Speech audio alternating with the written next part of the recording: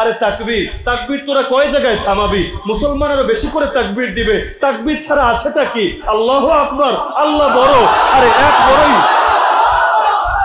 এক বড়ই তো আমাদেরকে চালাচ্ছেন, এক বড়ই তো আমাদেরকে পালছেন। যেই সময় গোটা দুনিয়া আমাদেরকে ধ্বংস করে দিতে চায়, মাটির সাথে মিশিয়ে দিতে চায়, আর যদি বাঁচিয়ে রাখতে চায় তখন শর্ত দেয় যে তোমরা ইসলাম ছাড়তে হবে, ইসলামের এই বিধান আড়াল করতে হবে, এই বিধান এটার অপব্যাখ্যা বা ভুল ব্যাখ্যা করতে হবে, আমাদের তালের সাথে মিশে যেতে হবে, আমাদের মতো করে তোমাদের চলতে হবে, তাহলে সাপোর্ট পাবা, তাহলে সাহায্য পাবা, না হলে তোমাদের পথে কাঁটা বিছিয়ে দিব। তো যেই সময় গোটা দুনিয়া আমাদের নিয়ে ষড়যন্ত্র হয়, চীনি বলেন আর ভারতী বলেন, আমেরিকাই বলেন আর ইসরায়েলি বলেন, যেই সময় আমাদের পাশে কেউ থাকে না, সেই সময় সম্বল তো একটাই, হাসবুনাল্লাহ ওয়া নি'মাল ওয়াকিল। আমাদের জন্য এক আল্লাহই যথেষ্ট।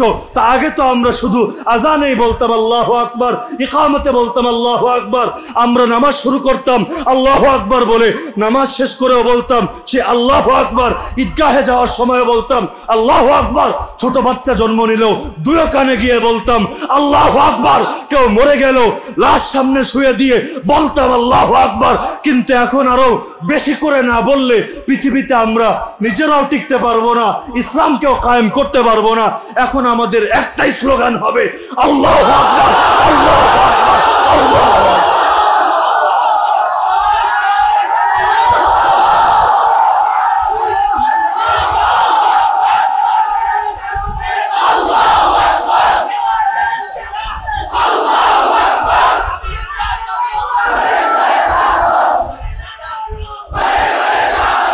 যেখানে সুযোগ পাবেন, যখনই সুযোগ পাবেন আল্লাহু আকবার বলবেন, লজ্জার কিছু নাই। এক মুস্কান যদি এতগুলো পাষণ্ডের সামনে দাঁড়িয়ে প্রকাশ্যে আল্লাহু আকবার বলতে পারে, যেই দেশে কিনা জয় শ্রীরাম বলতে মানুষকে বাধ্য করা হয়, না বললে অনেককে জানে মেরে ফেলা হয়, অনেককে পিটিয়ে পঙ্গু বানিয়ে দেওয়া হয়, যেই দেশে আসিফার মতো 6 বছরের মেয়েরাও পাষণ্ডদের হাত থেকে মুক্তি পায় না, তাকে নিজেদের পবিত্র জায়গা ওদের ইবাদতখানায় ঢুকিয়ে দিনের পর দিন ধর্ষণ করে নির্মমভাবে হত্যা করা হয়। এমনকি এরপর 1 মাস পর্যন্ত তাদের অনলাইনে সার্চে সবচাইতে বেশি ট্রেন্ডি যেটা থাকে সেটা হলো আসিফার রেপ, নাউযুবিল্লাহি মিন যালিক। সেই জাতীয় একটা সমাজে নিজের ইজ্জত কি হবে, নিজে আদৌ বাঁচতে পারবে কিনা, তাকে জানে বাঁচানো হবে কিনা, কোনো কিছুর পরোয়া না করে, নিজের কেরিয়ার, নিজের স্কুল কলেজ কোনো কিছুর পরোয়া না করে যে বাতিলের সামনে দাঁড়িয়ে, উগ্রদের সামনে দাঁড়িয়ে আল্লাহু আকবার বলতে পারে, সেই মুস্কান আমাদেরকে এই শিক্ষাই দিয়ে যায়। আমি একজন নারী হলে যদি বাতিলের চোখে দাঁড়িয়ে প্রকাশ্যে আল্লাহু আকবার বলতে পারি, তোমরা তো পুরুষ, তোমরা তো সাহসী, তোমরা তো মুসলিম দেশের মানুষ, তোমরা আল্লাহু আকবার বলতে কাউকে ভয় করবা না, কার দিলে আগুন লাগলো, কার কলিজা পুড়ে গেল এটা দেখবা না, বরং তোমরা মনে করবা বাতিলের দিলে আঘাত দেওয়া ইবাদত। রবকে রাজি করতে গিয়ে গোটা দুনিয়া নারাজ হলে হবে। আর ইব্রাহিম হক কথা বলতে গেলে আজর নারাজ হবেই, মুসা হক কথা বলতে গেলে ফেরাউন নারাজ হবেই, লূত হক কথা বলতে গেলে তার স্ত্রী নারাজ হবেই, নূহ হক কথা বলতে গেলে তার কেনান নারাজ হবেই।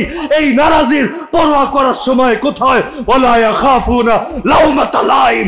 আমরা কোন নিন্দুকের নিন্দাকে ভয় করি না, কোন শাস্তিদানকারীর শাস্তিকে ভয় করি না। সুতরাং আমাদের স্লোগান হবে একটা, আল্লাহু আকবার, আল্লাহু আকবার, আল্লাহু আকবার।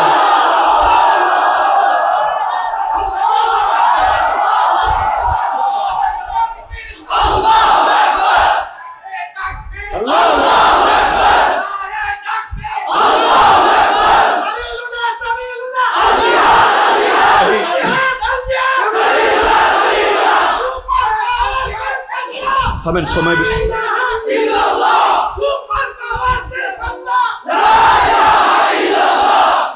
আমি যতটুকু বুঝি আল্লাহু আকবার জাস্ট একটা বাক্য হওয়ার কারণে ওদের এত রাগ, বিষয়টা এমন না। এই যে আবু জাহালদের সঙ্গে রাসূলের এত ফাইট হলো, এত জুলুম নির্যাতন হলো, যদি মনে করেন জাস্ট একটা বাক্য যেটা শুধু বলে দিলেই হয়, শুধু এর কারণেই হয়েছে, আপনি ইসলাম বুঝতে পারেন। লা ইলাহা ইল্লাল্লাহ জাস্ট কোনো সেন্টেন্স না, লা ইলাহা ইল্লাল্লাহ পূর্ণাঙ্গ এক আদর্শ। লা ইলাহা ইল্লাল্লাহ ইসলামের শিরোনাম।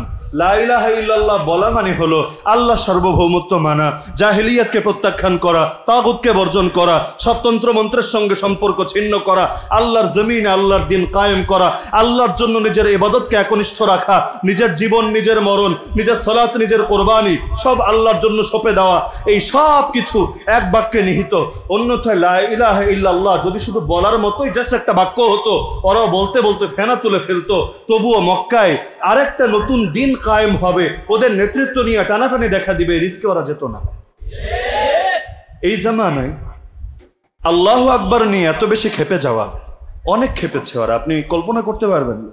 সব দৃশ্য মিডিয়ায় আছেন। আল্লাহ কোরআনে বলেন, কাদ বাদাতিল বাগযাউ মিন আফওয়াহিহিম ওয়া মা তুখফি সুদুরুহুম আকবার। কখনো কখনো ওদের মুখ দিয়ে বিদ্বেষ প্রকাশ পেয়ে যায়, কিন্তু অন্তরে যেটা লুকিয়ে রাখে এটা আরো গুরুতর। বাস্তবতা এমন, আল্লাহু আকবার নিয়ে এত ভয়, এত শঙ্কা, এমনকি মাহফিলে বক্তার বয়ান নিয়ে যতটা না ওরা পেরেশান থাকে, তার চাইতে বেশি থাকে নারায়ে তাকবীর। এর পেছনে আমি যে কারণটা বুঝি সেটা হলো, এই জামানায় মুসলমানদের সবচেয়ে বড় যে দুর্বলতা, সমস্যা, রোগ, সেটা হলো আল্লাহু আকবারে ছেড়ে দেওয়া। আপনি বলবেন কিভাবে? বেলালও বলতো আল্লাহু আকবার, আমরাও বলি আল্লাহু আকবার, ছাড়লাম কোথায়? একটা বড় তো কম বলি না আগের চাইতে। আল্লাহু আকবার মানে তো আল্লাহ বড়। আল্লাহকে কি আদৌ বড় রাখতে পেরেছেন সব ক্ষেত্রে? রাজনীতি থেকে আল্লাহ বড়, অর্থনীতিতে কি আল্লাহ বড়, বিচার ব্যবস্থায় কি আল্লাহ বড়, শিক্ষা ব্যবস্থায় কি আল্লাহ বড়, সভ্যতায় কি আল্লাহ বড়, সংস্কৃতিতে কি আল্লাহ বড়?